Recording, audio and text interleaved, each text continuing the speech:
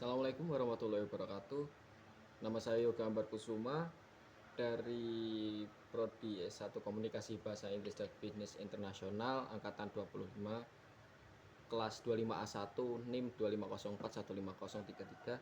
25041533 ingin menjelaskan dan membuat review tentang materi untuk midterm exam Introduction to Linguistic yang diampu oleh Bapak Syafrianto. Oke, jadi ada 4 materi yang akan saya jelaskan di sini. Namun untuk efektivitas dan efisiensi waktu serta pemahaman yang lebih mudah untuk dipahami, saya akan bagi menjadi 2 video. Yang pertama adalah phonetics dan phonology. Jadi langsung saja, phonetics dan phonology. Main definition dari phonetics dan phonology. Phonetics adalah cabang linguistik yang mempelajari bunyi bahasa dari sisi fisiknya, mulai dari bagaimana bunyi dihasilkan oleh organ bicara seperti lidah, bibir, kemudian pita suara, sampai bagaimana bunyi itu bergerak sebagai gelombang suara dan akhirnya diterima oleh telinga pendengar. Sementara itu, phonology adalah studi tentang bagaimana bunyi-bunyi tersebut diatur, dipola, dan digunakan dalam suatu bahasa. Fonologi lebih fokus pada bunyi di dalam sistem bahasa, bukan hanya bentuk fisiknya saja. And then the purpose of learning. Tujuan mempelajari materi phonetics dan fonologi itu agar kita bisa paham bagaimana bunyi bekerja di 2 level, level fisik dan level sistemik. Dengan memahami keduanya, kita bisa menganalisis pengucapan, aksen, pembedaan bunyi antar bahasa, serta memahami bagaimana bunyi dapat membedakan makna. And then the concept and the theories. Important concept. Yang pertama itu ada articulatory phonetics, membahas bagaimana organ bicara bekerja saat menghasilkan bunyi seperti posisi lidah, kemudian jenis bukaan mulut, dan apakah pita suara bergetar atau tidak. Kemudian ada acoustic phonetics, melihat bunyi sebagai gelombang suara, misalnya amplitudo dan frekuensinya. Selanjutnya phonemes, bunyi terkecil yang bisa membedakan makna dalam suatu bahasa. Terus ada allophones, itu variasi dari suatu fonem yang tidak mengubah makna. And then stress and intonation, tekanan dan alur nada dalam kalimat yang ikut membentuk cara kita memahami pesan. Oke, selanjutnya ada key terms to remember. Phonetics, phonology, articulatory system, voicing, konsonan, vowel, stress pattern, kemudian ada suprasegmentals. Ya. Kemudian ada examples and application, contoh dan penerapannya. Oke, ada contoh phonemes yang membedakan makna antara pad dan bad. Pad dan bad.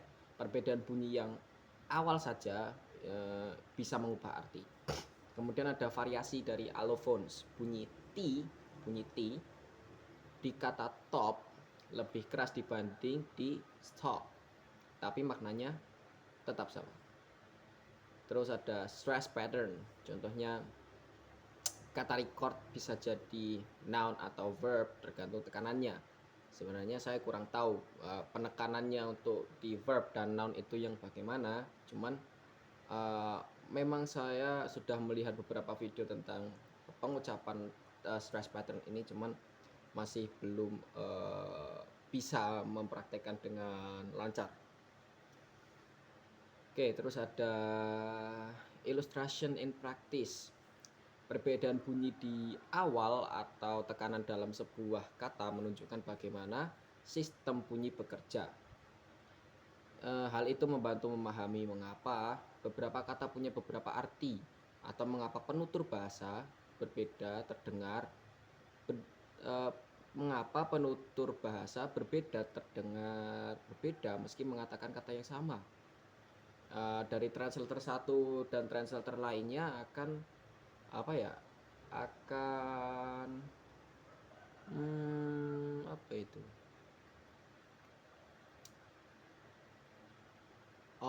Jadi dari translator 1 ke translator yang 2 mungkin akan bunyinya mereka yang mereka ucapkan akan terdengar sama namun maknanya berbeda. And then connection between the topics. Jadi koneksi antara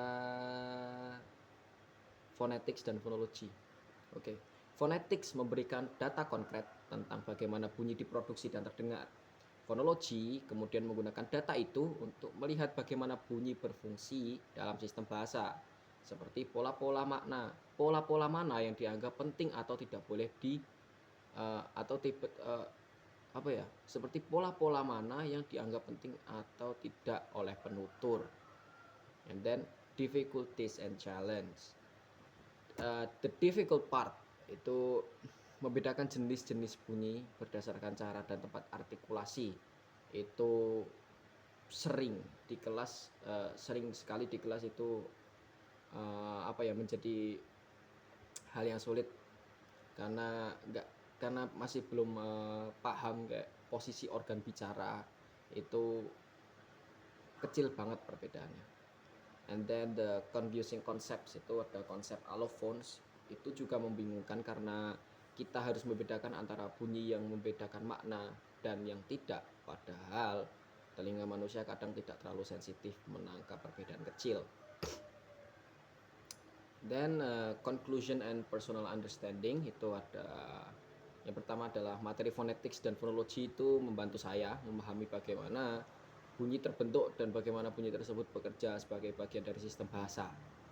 And the most important thing I learned, itu hal terpenting yang aku pelajari itu, yang saya pelajari, bahwa bunyi bukan sekedar suara yang keluar tapi punya fungsi linguistik yang sangat penting pada realitanya.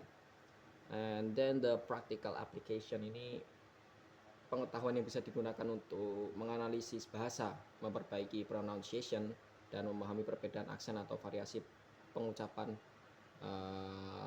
antara translator, antara penutur. And then the suggestion and improvement, untuk lecturer, untuk dosen, saya pikir akan sangat membantu kalau diberikan lebih banyak contoh bunyi secara audio supaya mahasiswa bisa langsung membandingkan bunyi yang mirip. And gunakan catatan visual tentang posisi lidah dan organ bicara mungkin agar lebih mudah dipahami lagi. Kemudian perbanyak latihan mendengar perbedaan bunyi secara bertahap. Okay, that was my review for material phonetics and phonology. And